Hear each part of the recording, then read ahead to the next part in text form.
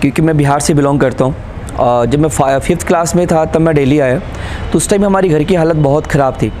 मेरे पापा खुद ही सिक्योरिटी गार्ड की नौकरी करते थे और मैं जब दिल्ली आया तो मैं खुद एक 6th क्लास का बच्चा खुद पहले नौकरी करता था, फिर उसके बाद पढ़ाई करता था। उसी टाइम जब छोटा था, लगभग मैं 12 साल का होऊंगा, तो देखता था बहुत सारे बच्चे पढ़ाई नहीं कर पा रहे हैं, तो उसी टाइम से मेरा सेवा करने का मन था। टाइम फिर मैंने 2014 में एक NGO का हम लोगों ने स्टार्ट किया।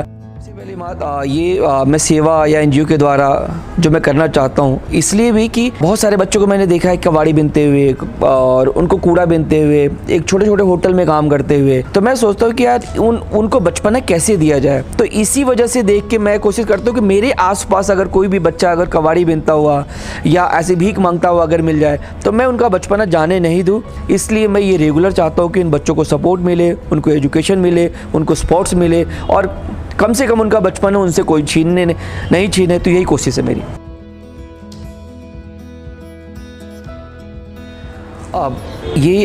पिछले हम लोग 6 साल से रेगुलर पढ़ा रहे हैं बच्चों को। 80 से 90 बच्चे हमारे यहाँ आते हैं और अभी भी हमारे पास टोटल स्ट्रेंथ 100 के करीब है और हमारे पास 2 टीचर्स भी रखे हुए हैं जो उनको रेगुलर पढ़ाते हैं। कुछ बच्चे ऐसे हैं जो 5 वर्षों से 4 साल से रेगुलर, इट मीन्स कि उनके पेरेंट्स भी सपोर्ट कर रहे हैं और बच्चे में भी इंटरेस्ट है, नहीं तो लोग 6 महीने भी रेगुलर नहीं जा पाते। तो मैं हैप्पी हूँ और जो मेरे साथ वॉलंटियर हैं उनका भी सपोर्ट के लिए उनको भी थैंक यू बोलता हूँ। जो मेरे पास टीचर्स हैं उनको भी थैंक यू बोलता हूँ कि उनके सबके लगन से बच्चे 4-4 साल से 5-5 साल से आ रहे हैं। जैसे मैं आपको पहले ही बताया कि हम लोग पिछले 5 साल से इन बच्चों को रेगुलर एजुकेशन दे रहे हैं। तो एजुकेशन तो मैं दे पाता हूँ इनको, एजुकेशन चाहे कॉपी स्टेशनरी वगैरह कुछ सपोर्ट नहीं भी होता है, मैं भी खुद करता हूँ, कुछ भी लोग भी करते हैं। बट इनको आप कहते हैं ना कि पढ़ाई हम तभी कर सकते हैं जब हमारा पेट भरा हुआ हो। जब पेट ही नहीं भरा हुआ तो हम पढ़ाई में भी मन नहीं लगेगा। तो हम लोग कोशिश कर रहे हैं कि कुछ लोग अगर सपोर्ट करें तो इनको रेगुलर फूड अगर इनको मिल जाए, 1 टाइम का भी फूड मिलता है।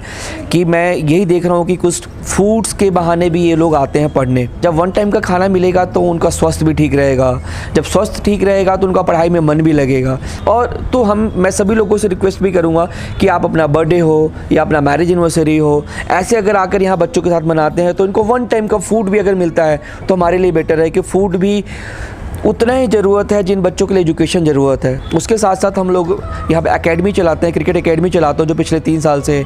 तो ऐसे मैं चाहता हूँ कि इन बच्चों को फ्री क्रिकेट ट्रेनिंग तो मैं दे रहा हूँ, कोचिंग मैं दे रहा हूँ, ठीक है, क्योंकि मैं दिल्ली से स्टेट भी खेला हूँ, जामिया से यूनिवर्सिटी भी खेला मैंने। लेकिन उनको किट कहाँ से दूँ क्योंकि मेरे पास इतनी कैपेसिटी नहीं है। तो मैं लोगों से रिक्वेस्ट कर रहा हूँ कि अगर कुछ लोग अगर हेल्प करेंगे तो उनको स्पोर्ट्स किट मिल जाए। कुछ बच्चे फुटबॉल अच्छा खेलते हैं तो उनको जूते की व्यवस्था हो जाए, बैट की व्यवस्था हो जाए, तो they become a good athlete, they become a good sportsman. कुछ नहीं तो एक अच्छा इंसान तो बने।